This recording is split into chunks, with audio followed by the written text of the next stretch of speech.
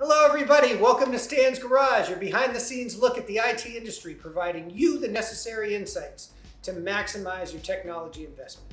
Today's video is going to be about a question you've likely been asking yourself. Is managed IT the right choice for my business? Earlier installments in this series defined managed IT services, spoke about how you can best implement them, and discussed some of the pros and cons. If you haven't had a chance to check those out, I invite you to take a look. Today we're going to get into some of the factors to help you decide if managed IT is right for you. Now, I totally get that everyone's business is unique, and there really are no one-size-fits-all solutions in life, and technology management is certainly no exception. I will be discussing some of the general criteria and types of businesses to help guide you in this decision-making process. Ultimately, I'd like to help you determine if your company would be able to see great benefits from employing the services of an MSP. So, while there are many scenarios where an MSP can certainly help, after nearly 30 or so years of doing this, here's who can benefit most, in my opinion. The best fit number one are SMBs. Yep, those small and medium businesses really can take their technology to the next level by leveraging a solid technology provider. We're talking generally in the 10 to up to 200 staff range, give or take. Look, sometimes even senior executives can get stuck bogged down in technology responsibilities in these organizations, and that's definitely not the best use of their time nor skill sets. It could work for a while, but eventually this can turn into a bottleneck, stunting your business growth. While many try and hire a lone in-house tech to handle some of these needs, that individual can sometimes come up short, and hiring an entire team can be complex, time-consuming, and cost-prohibitive. By bringing an MSP into the fold, those SMBs get nearly all the benefits of an in-house tech, along with the redundancy, proven systems, and senior-level expertise needed to adeptly deal with all their technology needs. Best fit number two, you have a large staff, but generally a smaller number of computer users.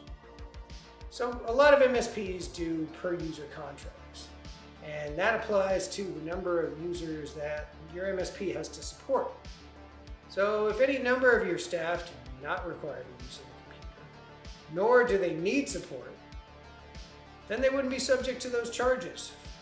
And essentially, if you have a relatively small office staff, but still have large staff overall, if you have a couple hundred or more, managed IT services can still be a good solution for you. There are a number of industries that can fall into this sort of criteria. Think of restaurants and hospitality, construction, transportation, manufacturing. That's just to name a few. And best fit number three, businesses in regulated industries. One of the benefits we've previously discussed in working with an MSP was the extensive expertise gained in working with clients across multiple industries. Now, one of the areas of expertise a managed service provider accumulates comes with working with companies in similar industries. Now, by working with some specific niches, providers will become highly knowledgeable with a number of the specific regulations they must abide by and the applications used in doing so. For example, as we serve a number of clients in the medical space, we've become very knowledgeable in regards to HIPAA compliance, as well as formed a partnership with a service that ensures all those regulations are met, even the ones not related to IT. Finance has similar regulatory needs, and as an MSP with specialty in that space as well, we can ensure all our clients receive the level of VIP support and expertise required to support their business goals. Look, skilled IT engineers are always in high demand, and finding ones with some of the industry-specific knowledge some of these industries need is particularly difficult. An MSP can be your all-in-one solution, regardless of those complex requirements. Now, we've delved into this next category slightly before, but let's talk about candidates that may not be proper fits for managed services. While managed IT can be a great fit for a wide range of companies across almost all industries, there are just some that aren't a great fit, and I'll get into 3 in particular right now. Bad fit number 1, companies that are either too big or too small. Now, while the number of staff you employ isn't the only thing to keep in mind, particularly smaller large companies may not be in a position to benefit most from outsourced IT. When you're an army of 1 or just a few, the added recurring expense may not yet be warranted. Conversely, when you start hitting multiple triple-digit staff sizes, it may be time to consider some in-house IT staff, possibly with a provider supplementing that staff with co-managed IT services. This way you get the benefit of the near instant response from your staff and the expertise, redundancy, and maintenance an MSP can offer. Poor fit number 2, companies who tend to rely on outdated equipment. Look, I get having an attachment to that old comfortable pair of jeans you're never quite sure will make it through the next wash. Technology is not like an old pair of jeans. You can't wait until it disintegrates before you replace it. Even if you think you don't need the upgrades to your hardware and software that the vendors are telling you that you need to maintain support, put yourself right behind the 8 ball when you delay. Now, whether you believe you need those upgrades or not, an MSP will not be willing to put their name and reputation at risk by trying to support technologies that are essentially past their expiration date. Not only does it make the MSP's job much harder, it's setting both of you up to fail, and that's not in anyone's best interest. Poor fit number 3. There's companies that just aren't very reliant on information technology. Now, seeing as how I've dedicated my life to helping individuals and businesses improve their technology, not everyone happens to be on that same page. Businesses utilize technology in even the most limited cases. Probably keep digital records for accounting and documentation. You likely send email and promote on social media. Even the smallest businesses are fairly tech reliant these days. If you're just getting your business underway, there may not be enough IT to warrant bringing on a full-fledged MSP to service you. It might be worth establishing a relationship with a local computer repair business, possibly one that also offers managed services for when you grow to the point you'll actually need that level of support. So, once you've identified that you're a potential fit to utilize a managed IT service provider, you need to determine what options you have with an MSP and how they best work for your business. Now, in making these determinations, you should consider how the service is delivered, what the service includes, and then, of course, what the service is going to cost.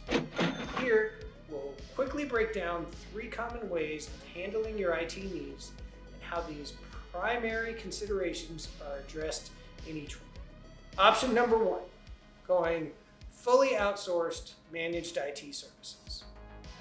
In this option, your needs are completely serviced by the MSP you establish a relationship with. This MSP has multiple staff capable of dealing with the wide range of technology requirements your business has. They have their tools and staff available to you 24/7 to provide that support whenever duty calls. Your MSP has a high level of expertise with your environment and the environments of many other clients, so you can feel confident they'll be able to address any issues that may arise. Do keep in mind that since the MSP is not present at your site until it's necessary, the majority of your support will be handled remotely. That's not to say an MSP will not show up either for regularly scheduled visits or when an emergency calls for it. Managed IT is likely your most cost-effective option, as you get the benefits of a highly skilled IT staff at what's typically less than the cost of a single qualified entry-level technician. You need to bring on more senior level technical staff and a technical manager to oversee them to meet the levels of service and knowledge an outsourced IT provider would give you. This would by far exceed an MSP's costs, and unless you really need immediate in-person support at all times and are willing to pay a premium for it, an MSP is a great alternative. Option 2, co-managed IT. With co-managed IT, your MSP only handles partial support of your technology and supports your internal IT team. While there are any number of options here dependent on the number of staff you'd employ internally and their individual strengths, you can pass along any number of duties off to your MSP. In a typical scenario, the MSP handles a lot of the day-to-day monitoring, updating, and other repetitive tasks, and also provides hand-on support of the initiatives the internal team defines. They can also leverage the MSP to provide support when the internal team is otherwise unavailable, either during off hours or when they have other commitments. While co-managed services will incur additional costs versus just hiring in-house support alone, you really do get the benefit of the additional knowledge and redundancy the service provider brings, considering you'll still receive that additional know-how for less than the cost of hiring additional IT managers and engineers internally. It's a win-win across the board. And option 3, hiring a full internal IT support team. I guess the title says it all. You're bringing aboard a team to internally handle all your IT support needs. Sure, you may outsource certain projects, but the day-to-day is handled by this team you've hired. If you've only got a single IT person, well, as they go, so does your IT support. It doesn't exactly pass the old school bus test. You know, what would happen to supporting your IT environment if this person got hit by a school bus? And that's not even taking into account other time off like sick days, holidays, and other personal commitments. If you have multiple staff, that'll mitigate some of the availability issues, but then someone will have to manage the staff to ensure that continual coverage. So in terms of costs, now to get the sort of service an MSP will provide, you'll need an IT manager and at least 2 staff engineers that have at least a fairly high level of technical knowledge. You'll need to keep their training up to date, not to mention the costs of benefits and other employment expenses you can expect. In terms of overall costs, hiring a fully staffed internal IT team is going to be the most expensive of the 3 options. So hopefully this information will have at least given you some insight as to whether or not managed IT might be a good fit for your business. You might also have a number of other questions regarding how to best utilize these services in your organization. Well, I've already done a video about managed IT services cost. The next in this series will really dive into the nitty-gritty regarding MSP pricing and how it compares to the other options we've previously discussed. Now that about sums it up for today, but I'd love to get your thoughts in the comments below.